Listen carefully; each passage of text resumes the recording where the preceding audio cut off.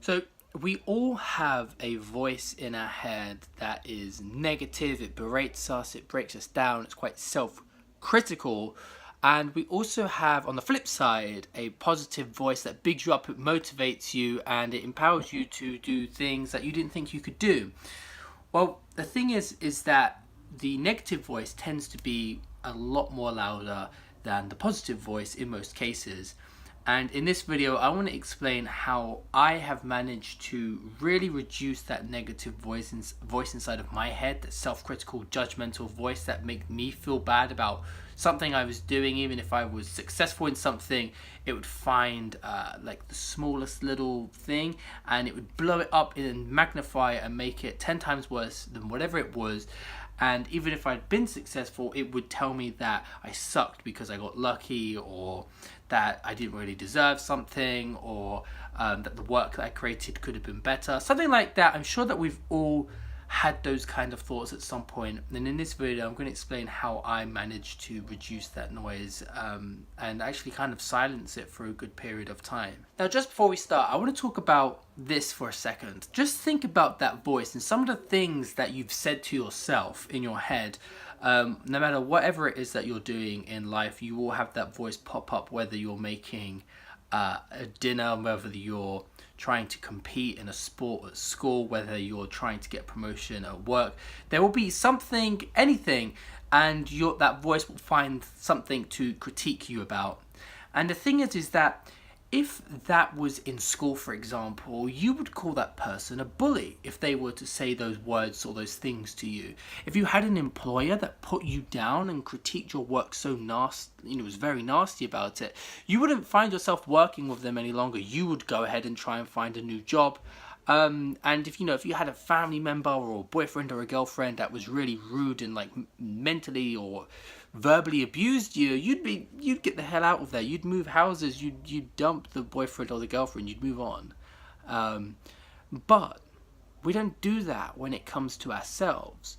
We allow that voice to just stay up here. We don't allow it to move out. We keep it living inside of our temple, essentially, and we allow it to continue to be self-critical, and allow it to compare ourselves to other people's highlights and really make ourselves feel bad, especially when we look at stuff like social media. So I came across this thing once where I was reading about what kind of people go through when they have some kind of therapy, for people who have like depression or negative thinking. And something that really struck me and was I found quite interesting was that what they will do, the therapists, they will get their clients to talk about their problems and will get them to commonly diagnose that problem. So if they had an issue, like someone who has depression, for example, they feel awful all of the time, but they kind of just feel like it's them, that they suck and everything's awful. But it's only once a therapist can diagnose them and actually look at them closely as an expert and tell them, yes, you are depressed, do they then kind of have a feeling of a weight coming off their shoulders, because they understand that it's not them, that it's actually a problem that is causing them to feel that way. And then that's when they can then begin to try and work fixing it. And so what they do is they get them to name this thing. And the reason for that is because it makes the problem seem real. Because a lot of these battles, these voices that we have in our heads, they're in our heads. They're not physical things that we can actually see. When we see danger in real life, like if we were in the woods and we stumbled across a bear, or if we were in the water, in the ocean, and we see a shark, we can physically see the danger. We know to move away. However, when we have these conflicts in our head, these things are very dangerous to our lives, because truly they are. If these things are stopping you from, joining certain clubs or certain jobs, or deciding to go to the gym but you won't because you think everyone's looking at you, and all of these things, those are sort of self-critical thoughts that stop you from doing the correct thing, that over time will compound and you will destroy your life and make you very miserable. And that's actually very, very scary, and I don't think people really think that far ahead or connect the dots in their head in that way, and that's because it's not external to us. It's not something we can see that's tangible. It's in our head. It's our own thoughts. And so it's really hard to like identify and notice that. And so what these therapists will do is they will talk to their clients, they will diagnose something, and they give it obviously a name, and they feel better about that, and they can actually speak about this thing as if it was external, as if like this problem is something that they can tackle together. It's like a third party, as it were. It was a problem that's over here, but it's attached to their head. It's not them as a person, and they're stuck with it. It's not rooted. It's not anchored to them. It's something that they can move on from, that they can get rid of. It's like a disease, and so once they've named it, I was thinking about this, and with this voice and how like sort of self-critical it was. What I decided to do was I decided to call it a gremlin, because that name kind of just fitted it. It's like this little gremlin, this little monster that sits up in your head and tells you these things and stops you from doing what you want to do.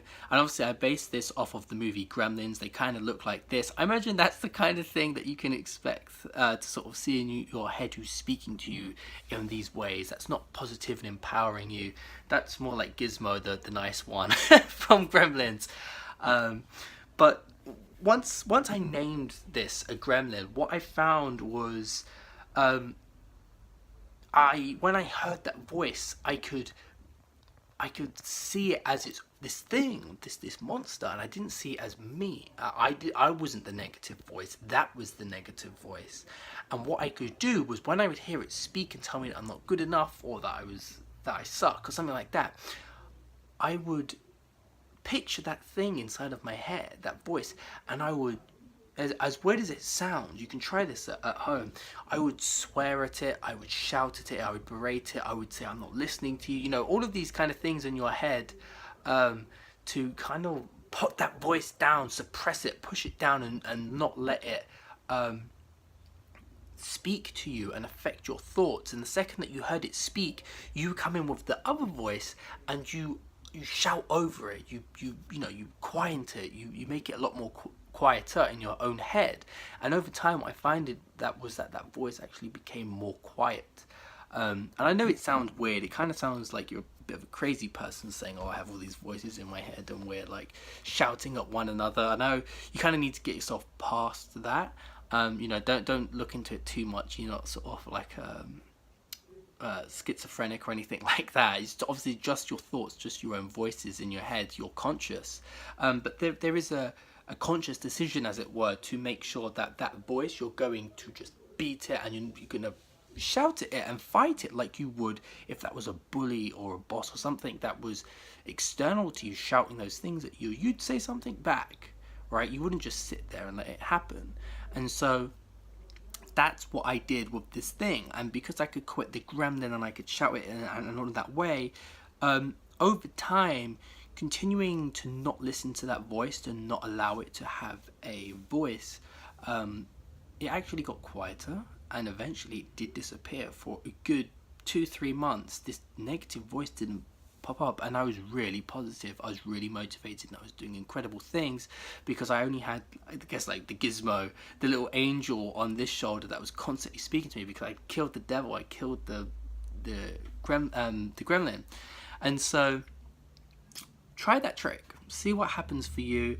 I'm just gonna read my notes here for a second. I wrote down that the trick is to make sure that you catch yourself as the gremlin gets more sneaky, they get smarter. So over time, you'll find that the voice isn't as clear cut and as obvious as it was in the past, because you can say negative things and you recognize it, but eventually it's a lot more subtle. And you really need to pay attention to your thoughts and actually scrutinize and say, is this a genuinely good thought, or is there actually negative undertones in there that are holding me back? And it can be a lot more harder in those cases. And so you need to make sure that you are able to identify that and then kill that thought. Don't do what it's told you to do, basically. But I promise you, if you keep that up and you try your hardest, because it is something that you need to consciously do and really put effort into. If you can call it a gremlin, call it whatever you want for yourself, and eventually you will be able to silence that and get rid of it, and it's fantastic. And you just need to keep it up. You can keep yourself to have reminders about the house, notes in sort of your phone or something like that. I currently have this one right here that says "Kill the Gremlins" on my wall, and that's just something that I see every now and again, and it reminds me like there is this voice, and I need to make sure that I'm not allowing it to fester in my head and stay there. I need to terminate it, I need to kill it, I need to kick it out of my house, basically my temple. So there you go, that is something that I found that really helps me with negative thinking.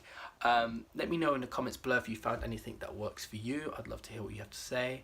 But yeah, give this video a like if you learned something or if you found that it helped you in any way, and be sure to subscribe and hit the notification bell. Thanks for watching Think Life Freedom, and I shall see you all in the next one.